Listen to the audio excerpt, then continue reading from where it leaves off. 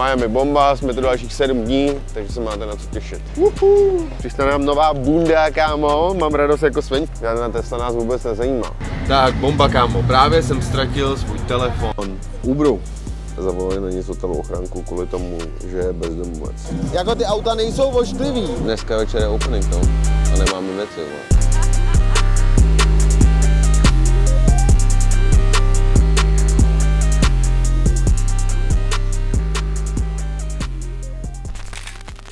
Konečně sluníčko, ty vole, konečně sluníčko, kámo, já už jsem nemohl, ty vole, déšť, furt jenom déšť, 2 stupně, ty vole. Jsem mohl být doma, ty vole, v Praze. A mezi tím jsou takový islands, vole, kde bydlejí všichni největší miliardáři, i Diddy tam bydlel. Kámo, konečně. Zaplať pán Bůh za ty dary. To je víte, pojď. Dneska jsme announcovali nový drop, jsme v Miami a prohlíželi jsme si fotky Wayna Diamonda, ten největší bomba, úplně se těším, až to uvidíte. To je tak strašně top, ty fotky, ty vole. To je hrozná bomba, já vám ještě ukážu nějaký tronsty. Boom! Je to tady zas, kámo. Mám Mike, čekáme na taxíka, jdeme na snídani a je 1:16, takže to si myslím, že to je docela dobrý čas na snídani. Jako. Každopádně já si jdu dát ranní omeletku a pak konečně půjdem k bazénu, kámo. Omeletka, brambůrky, nějaká pomáčka. Čo to mají džem normálně? Nevím, proč tomu dávají džem. Omeletě. Jsem chtěl avokádo a fetu on side, tak mi to zabalili dovnitř pro jistotu. No najíme se, půjdeme k bazénu a nebudeme dělat nic. Dneska můj plán vyšel, kámo, to je na tom to nejlepší. Nikam jsme nešli, byli jsme v hotelu, jenom na oběd jsem byl jsem u bazénu, bomba totální. Protože zítra bude pěkně a budu to moc replikovat, ale jsem skvělý den, kámo. Takže zítra přijde Matyáš, J Balvin, staví se ten pop-up a samozřejmě jsou tady zase největší problémy, protože DHL ještě neprosilo tu zásilku, kterou potřebujeme s našima trikama na to kolabo s J Balvinem, s Jupiterem na Pharrellův pop-up, takže jsme trošku v píči, abych byl úplně upřímnej a budu doufat jenom, že se to prostě doručí v pondělí, řeším tady celý den papíry, nesmysly, prostě úplný kokotiny. Takže mi to dává zabrat, no. Moje psychické zdraví je podlomeno, i když jsem v Miami, to mě to trošku vyrovnává. Kdybych byl v New Yorku, tak mi úplně tečou nervy. A ještě nám přišly 2 nový sety, kámo. 2 nový sety, na který Janek čekal v New Yorku a to bude nejvíc hard věc prostě na světě. To bude vypadat extra. Takže to vám ukážeme nejspíš brzo. Přišly ty nový šortky, oni jsou to i kalhoty, jsou z tady úplně z takového libového materiálu, ukážeme vám víc brzo. Oni to nejsou šortky, oni to jsou kalhoty v podstatě, jo. Tady víte New York long sleeve, nový tričko, ještě nedropovalo. A konversky, obyčejný konve pro neobyčejný šupáky. A teď čekáme na taxík a jdeme se podívat do Design Districtu, protože Adam mě donutil, že vás to prý bude zajímat, jak se tady nakupuje v tom Miami. Tak já jsem se nechal přesvědčit a vyrazíme, no. Včera jsme byli na Mejdánku, v Soho Houseu, nemám žádný nůžky, takže jsem to ještě nesundal, byl jsem si udělat nechty nový. Jinak si dal masáž, zelený jsou tentokrát.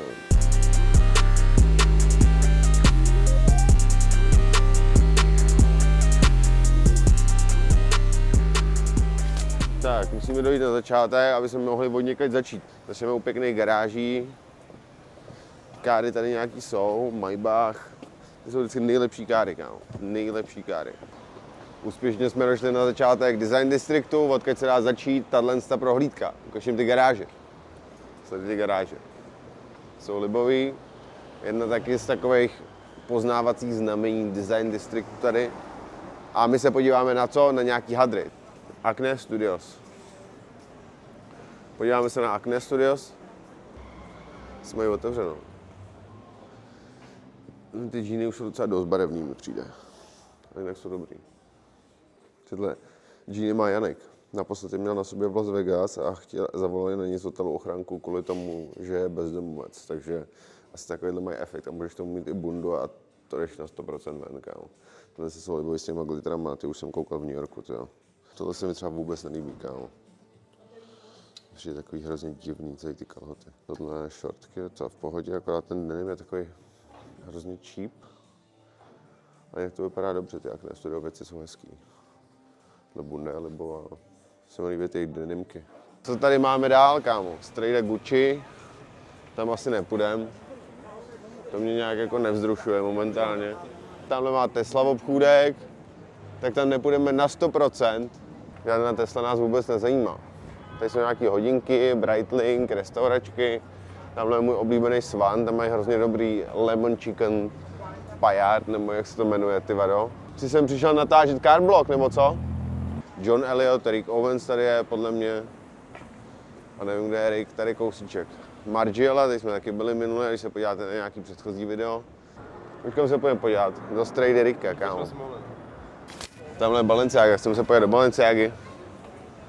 Se tam díváme vždycky, kámo. Vůbec nevím, co by si tam koupil, upřímně řečeno, poslední dobou. Podívej, tady na tu bránu.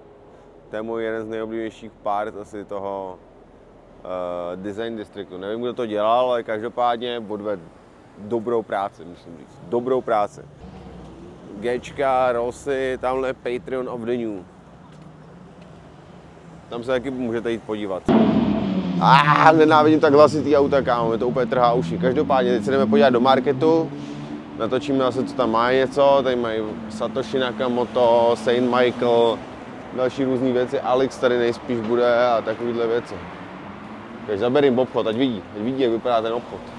Pěkný, o tomhle obchodu přemýšlíme taky, jestli bychom sem nedali čů právě. Takže až na tu výzdobu, tady je to fakt mega dobrý obchod. Jsou dobrý věci. Mě baví, jak jsou zpracovaný, ty vole. To jsem mega úplně. A ještě nějaký dobrý, ty trika mají hrozně dobrou kvalitu a tak. To je dobrý. Saint Michael tady mají pěkný T-Rex a nějaký dobrý obchod, kámo. Tyhle jsou libový, kámo, tenhle Togis Virilis. Obecně je to libový store jako sviň. Tady mají vzadu ještě nějaké věci, co nevím, co jsou. Dřív tady měli Alex, jsou nějaký vintage věci. Libový store, tohle je fakt libová ulice, ale prostě teda to, jak je to nabarvený na tohle bandánu fialovou, mě trošku irituje, ale jinak mají jako fakt dobrý věci. Takže Big Up Market, dobrý store. Dostává od nás super rating. A já bych si dal taky jídlo, ale Farelův Sven otvírá až v 6, kámo. Takže my musíme do 6 počkat a pak si dáme jídlo, což znamená, že je za hodinu. Ale já mám žízeň, takže si musíme dát něco pití. Kafíčko, Louis Vuitton kafe, co? Čím víc máme věcí a hlavně jakoby našich vlastních věcí, tak tím méně mě jako upřímně láká prostě něco nakupovat. Spíš chodím po těch obchodech a snažím se procítit tu látku, prostě jak to dělají, co je za nové techniky, co všechno jakoby je možné udělat. Než že bych prostě teďka měl nějakých 10, 20, možná ani 3 dopisy, který bych vlastně chtěl. Přímě moc věcí jako nelíbilo tak, že bych si řekl, to potřebuju, to si musím koupit. Jo, nějaký Bottega Veneta věc, co jsem ukazoval v jiných videích, tak to je prostě extrémní bomba, ale obecně je to pro mě už spíš víc takový jako research, než to, že bych vlastně chtěl něco nakupovat. No. Koukám se na to pozitivně, dřív jsem nakupoval hodně, teď už to prostě není tak. A nějak mi to moc nevadí, upřímně řečeno. A teď se jdeme podívat ještě do posledního obchodu, Patreon of the New, pak si dáme nějakou ňamku a pojedeme nejspíš zpátky, odpočinout si. A večeře s Italama, s Matiasem Golinem, s Paulem, s jeho manažerem. Janik tam bude už taky. A pak budeme mít nejspíš nějaký program, no, uvidíme. Uvidíme, co se všechno vybrví ještě dneska v Miami.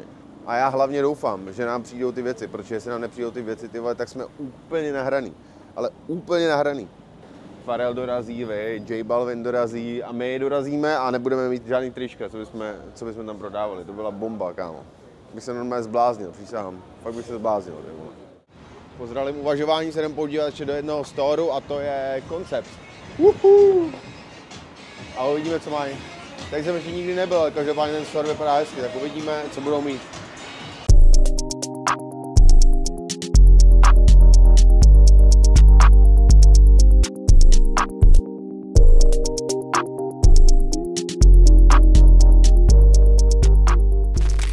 Tak hochu, další den v Miami, změnili jsme hotel, tentokrát jsme v Sonderu, dneska fouká, je tady hnusně jako kráva. Nebo jako ne tak hnusně jako u vás, co koukáte na ten vlog, ale je tu hnusně. Dneska máme několik úkolů. První, že se jdeme podívat teďka na pop-up, kde pořád nemáme věci, pořád nám je nevydali z DHL. Druhá věc, musíme vyzvednout ručníky, custom True Forever ručníky. A třetí věc, musíme to jít nafotit, aby jsme měli nějaký fotky z Miami a něco ještě dotočit. Design Week, a.k.a. Art Basel, začíná dneska. Dneska to začíná v Miami, takže my se budeme muset začít točit. Yo, look, there is a diner here. Tak, a tady si budu dát palačinku dneska odpoledne. Ne palačinku, ale omeletu. Omeletu si chci dát. Každopádně Miami bomba, jsme tu dalších 7 dní, takže se máte na co těšit. A my doufám taky, protože jestli nepřijdu ty trička, tak mě normálně jebne do hlavy. Mě jebne do hlavy. Jdeme vyzvednout, přišla nám nová camo bunda, ještě třetí. Máme už 2. Tohle z toho camo černou a teď ještě přijde 1. Janek si jde tady chvilku odpočinout, protože je chudák v kreku a my zajedeme vyzvednout tu bundu. A co ještě vlastně? Ručníky, kámo, musíme vyzvednout. Máme libový Roach a Chew ručníky a pak s tím potřebujeme ještě natočit video a nafotit nějaký fotky. Takže to ještě dneska musíme udělat a večer je Skepta na tom pop-upu. Takže tam se jdeme podívat, to má být asi od 6:30, jdeme se kouknout na ten pop-up, na který nemáme věci. A to je všechno, kámo. A kam ty jdeš? Budeme jdem na taxi. Přišla nám nová bunda, kámo. Mám radost jako sveň, fouká tady, doufám, že to uslyšíte. A je čas na unboxing. Sleduj tou bundu.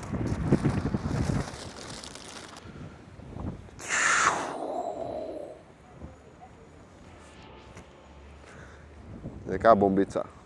Road symbol, Stats, černý tentokrát, jsou takový metal grey. Tohle je M-ko, takže to je mi trošku menší. Ale abyste měli představu. Bomba jako sviň. Ještě trošku zvětšíme nejspíš kapucou, uvidíme.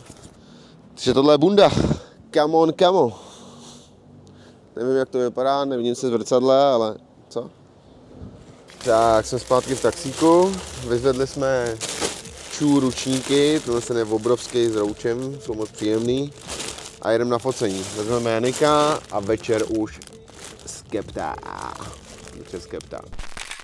Tak, bomba, kámo. Právě jsem ztratil svůj telefon v Uberu. Takže jsem bez telefonu, jsme před eventem, kam dneska jdeme. A já nemám telefon, ve kterém jsou samozřejmě pozvánky, všechny ty věci, takže top. Navíc jsem domluvený s kámošem, že mi budou volat, takže top, to se asi nestane. A navíc se nemůžu nikomu tady dopsat v Uberu, takže jsem prostě ztratil telefon. Já jsem, kámo, fakt ztratil telefon, chápeš to? Nechal jsem ho prostě v Uberu.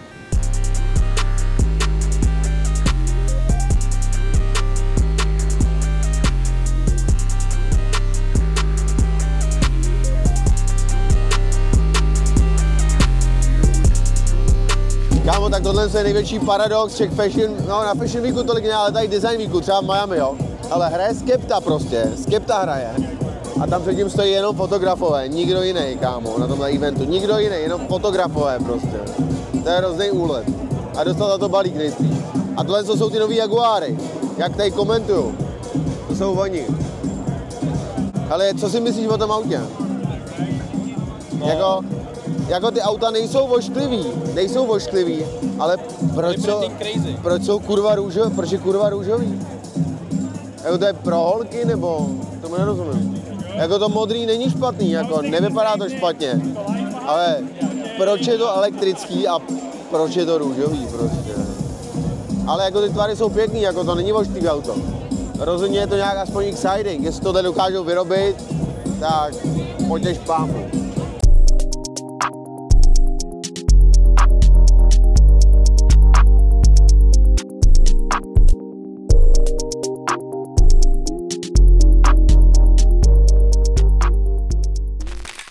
Kámo, jsme tady docela slušně